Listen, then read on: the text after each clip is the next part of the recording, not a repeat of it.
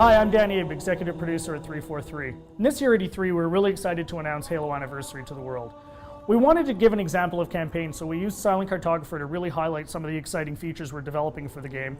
And now we want to share this with the rest of the world. So this is really your chance to get a behind-the-scenes peek at what we're doing with Halo Anniversary. Hope you enjoy.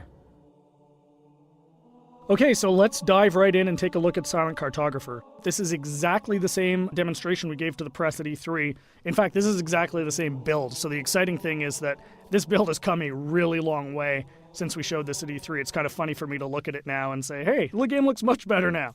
So the first thing you're going to see immediately on the fly-in is the graphical upgrade. I mean, the game looks fantastic. We spent a lot of time really lovingly bringing this into the current generation and, working very hard to make sure that this looks like a current generation title, something everyone can look at and just say, wow, this game looks fantastic. But the big test is really, how does it feel? So let's take a look. So we're going to charge the beach here. First thing you're going to get a taste of when you pick up this game and start playing is that this plays exactly like the original.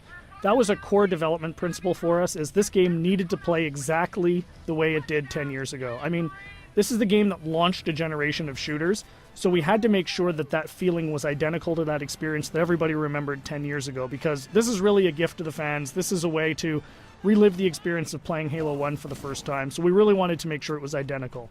And the way we did that was actually a fun technical trick. We're actually running portions of two engines at the same time. So the underlying code, the code controlling how the game feels, how the AI reacts, all of that stuff, is a lot of it's the original Halo 1 code, and that was really the best way for us to ensure that the game played exactly the same as it did 10 years ago. But on top of that, we've layered a new graphics engine that allows us to, make the game look fantastic and look like a current generation title. So it's really a great mix of the two. So at the end of the day, your Halo fan gets a game that plays exactly like they remember, but looks like a current generation title. We get some other benefits from this as well. As I said earlier, and I say this all the time, the primary goal for this game is to make sure Halo fans can relive the experience of what it was like to play 10 years ago. And one of the big tools we have in our box to do that is Classic Mode. So what's Classic Mode? At the touch of a button, you can swap back and see how the game looked 10 years ago. So here it is. This is, Halo 1 10 years ago. And it's really a magical feature for Halo fans, because this just lets you go back in time and see exactly how this game looked 10 years ago. But the fun part is you can come back at any time. So Classic Mode gives you the ability to go back and forth whenever you want at the campaign. So one of the things that's fun to do is get out to a spot like this that, just looks beautiful. You've got the water, the sun reflecting over it, the Halo ring in the background, and say, hey, what did this look like 10 years ago? Touch a button, and there it is, right? I mean, it's really, really, really a lot of fun to go back and forth between the two modes. And this is something I personally get the most excited about. And I think, the fans are really going to love it too. This was definitely a big win at E3.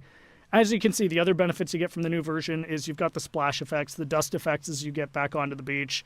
The game just looks great. The other thing that's fantastic is for the first time, we're going to have co-op over live for the campaign. So you can hop onto the Warthog with a buddy and just plow through this game and, start mowing down grunts and elites and, just team up with a friend. Get on, go, hook up on live and play through the campaign together. And, we think people are really going to love that too. I often say, what would Halo 1 be without the Magnum? And, of course, the Magnum's back. Everyone remembers that fantastically overpowered pistol that just enabled you to walk through and just mow through hordes of enemies. Tremendous amount of fun. So, we're excited to bring that back as well.